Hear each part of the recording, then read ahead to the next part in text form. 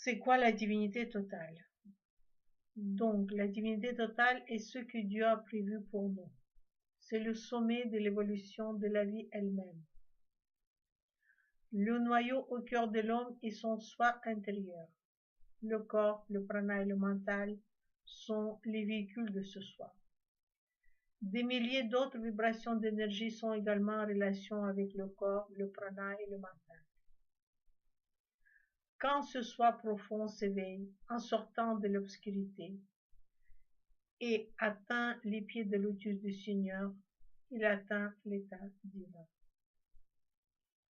C'est donc seulement lorsque toutes les vibrations énergétiques qui vivent à l'intérieur du corps, du mental, du prana et du noyau qui représente l'âme, c'est-à-dire tous les éléments liés au jiva, sont intégralement divinisés, que le but de la vie de l'être humain qui s'est incarné dans un corps physique est réalisé. Cet état de total accomplissement est ce qu'on appelle complète divinité. Cet état représente, en d'autres termes, l'épanouissement ultime du soi individuel et des véhicules qu'il utilise tout au long de sa vie, à savoir le corps, le prana et le mental, ainsi que des millions de pulsions d'énergie qui leur sont associées. Tel est le stade final de l'existence que l'homme doit atteindre et c'est le droit que Dieu nous a accordé avant même de commencer à créer le monde. Ce droit de connaître l'état de divinité complète est un cadeau de Dieu à donner à la seule espèce humaine parce que l'homme occupe la marche la plus haute dans le processus d'évolution de vie.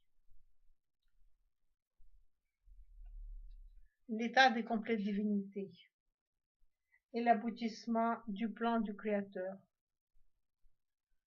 pour l'espèce humaine. Celui qui a atteint jouit de façon complète de la splendeur du divin. Il peut voyager partout, atteindre n'importe quel endroit de l'univers. Il peut reconnaître la divinité de chaque mouvement de la vie. Il peut transcender la mort et jouir de l'immortalité.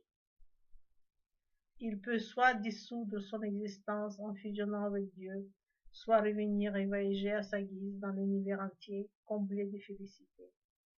S'il veut reprendre un corps humain, il peut le faire. Il peut aussi aider l'humanité à partir d'une dimension plus subtile.